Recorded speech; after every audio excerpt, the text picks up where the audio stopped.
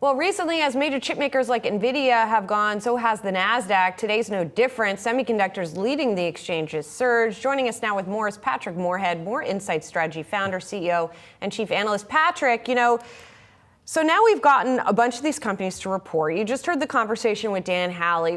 What have we learned about where we are in this AI build-out cycle?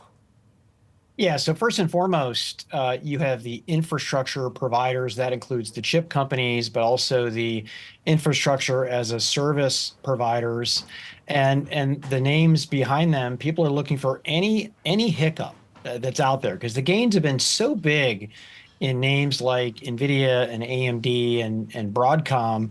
They're looking for anything that might portend to the downturn.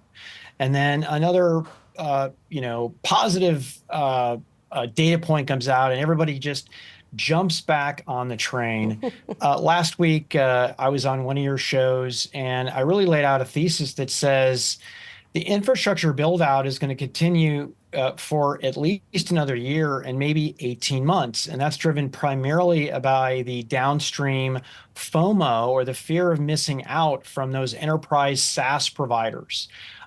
Meta, who clearly showed that they're investing hardcore because they have to. If you are not investing and your competitors are, you could be set back potentially a decade here. Now, in the long run, of course, the downstream value has to be there, and I am looking to the enterprise software makers, names like ServiceNow and SAP and Salesforce. And I'm also looking at the second tier of what I call AI infrastructure, which we discussed a little in relation to Qualcomm, and ARM even printed today, is the smartphone and AI PC boom that I believe is coming up shortly. And when you talk about some of those ServiceNow and some of the other enterprise software companies, what are the early indications of that ROI that they're getting? Yeah, so the early indications, when the companies actually will directly talk about it, because not everybody is. For instance, Adobe isn't being very clear on it. I believe ServiceNow is, and Salesforce is as well. And even SAP's Christian Klein did the drill down with customers who are implementing. They are seeing some pretty staggeringly impressive results, like 50% improvement in productivity, 20% increase in the amount of stickiness and revenue that they can drive with certain customers online. The challenge now is to get more people doing more, getting them beyond these POCs or trials and rolling it out to the masses. We know that enterprises are typically slower than, let's say, consumers. And then the other side of that is, because you brought up Apple, right? With what we've seen and what they're bringing out with Apple AI.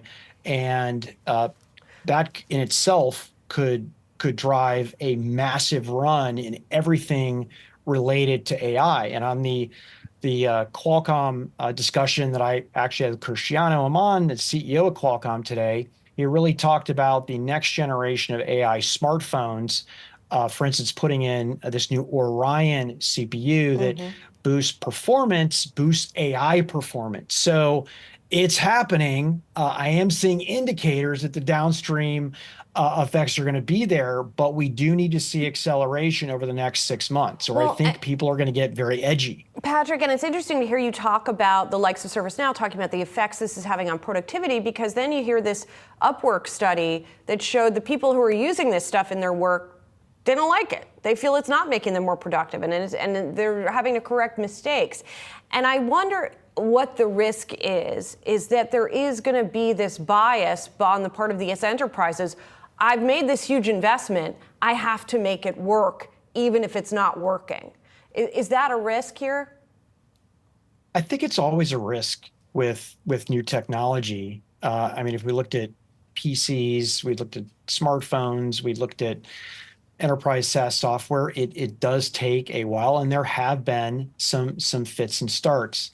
The tech industry and enterprises have this amazing coalescing capability, because you have very motivated parties to make this work. And the great part about enterprise SaaS companies is they can make very quick changes to all this.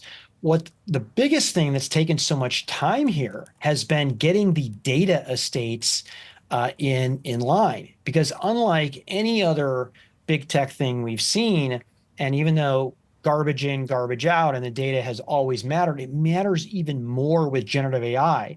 The upside is there for the productivity, but also the downside and risk from a security and complexity and privacy point of view. But I have confidence that in the next 6 months, the industry will be in a very good place downstream.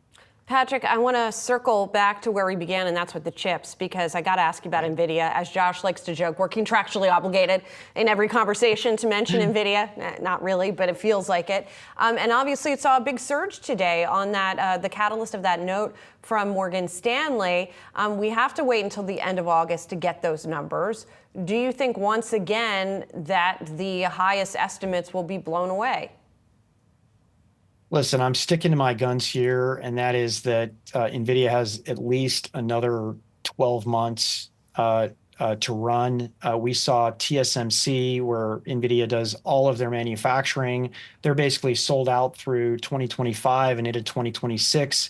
We just heard from Microsoft and Meta that they're putting the pedal to the metal on this, and all of this is goodness for NVIDIA. And by the way, it's good for AMD, and it's good for Broadcom and Marvell as well. Patrick, always great to see you. Thanks a lot. Appreciate it. Thanks.